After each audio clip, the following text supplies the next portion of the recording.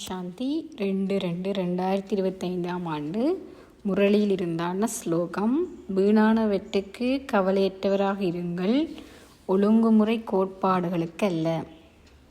ஒழுங்குமுறை கோட்பாடுகள் ஆத்மாக்களின் முன்னேற்றத்துக்காக உருவாக்கப்பட்டவை. அதாவது ஒவ்வொரு ஒழுங்குமுறை கோட்பாடுகளும் சக்தி வாய்ந்தவை.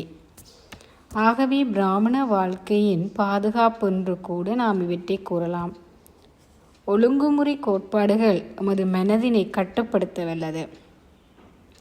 பல பிறவிகளாக மனம் ஒரு கட்டுப்பாடு இல்லாமல் எது சரி எது பிழை என்று கூட புரிந்து கொள்ள முடியாதவாறு ஒரு காட்டுக்குதிரை போன்று கட்டுப்பாடு இல்லாமல் பாய்ந்து திரிந்தது. இதனால் நாம் பல இழப்புகளையும் ஏமாற்றங்களையும் துன்பத்தையும் அனுபவித்தோம். ஏனென்றால் எது பாவம் எது புண்ணியம் என்று கூட எமக்கு புரிந்து கொள்ள முடியாத அளவுக்கு அதிக பிழையான காரியங்களை அதனால் செய்து வந்தோம். இதனால் தான் தந்தை எம் ஆத்மாவின் அமைதி சந்தோஷமான நிலைக்காக இந்த ஞானத்தை எமக்கு தந்து எமக்கு நல்லதொரு பாதையையும் காட்டியுள்ளார். இந்த ஞான பாதை மிக இலகுவானது. ஆத்மா தான் இழந்த சக்திகளை மிக விரைவாக அடைவதற்கான இலகுவான பாதை. இதனால் தந்தை எமக்கு ஆசிரியர் மற்றும் குருவாக வந்து இந்த மரியாதை கோட்பாடுகள் நியமங்களை பின்பற்றுமாறு எமக்கு கற்பிக்கின்றார். ஆகவே நாம் இப்போது ஒரு யுத்த காலத்தில் நிற்கிறோம். ஆத்மாவுக்குள் நேர்மறை எதிர்மறை விடயங்களுக்கான ஒரு யுத்தம் இடம்பெற்று கொண்டிருக்கிறது.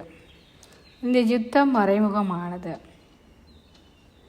தற்சமயம் எமக்கு அதிக வீணான விடயங்கள் எண்ணங்கள் வெற்றுக்குள் நாம் சிக்கி தவித்து கொண்டிருக்கிறோம். ஆகவே வீணானவற்றுக்குள் ஆழமாக சென்றோமானால் மேலும் அதிக பாதிப்பை நாம் அனுபவம் செய்ய வேண்டி வரும். இதனால் நேரம், சக்தி, பணம் போன்றவை எல்லாம் வீணாகி போகின்றது. வீணான எண்ணங்கள் தோன்றினாலும் அவற்றை நாம் கருத்தில் கொள்ளக்கூடாது.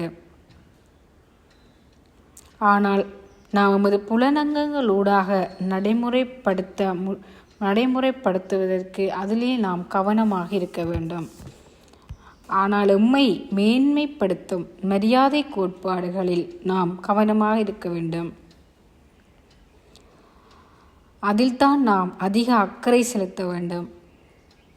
உண்மையில் எவ்வளவுக்கு ஒழுங்குமுறை கோட்பாடுகளை நாம் அதிகம் கவனம் செலுத்துகிறோமோ அவ்வளவுக்கு எமக்குள் உருவாகும் வீணானவற்றின் தாக்கம் குறைவாக இருக்கும்.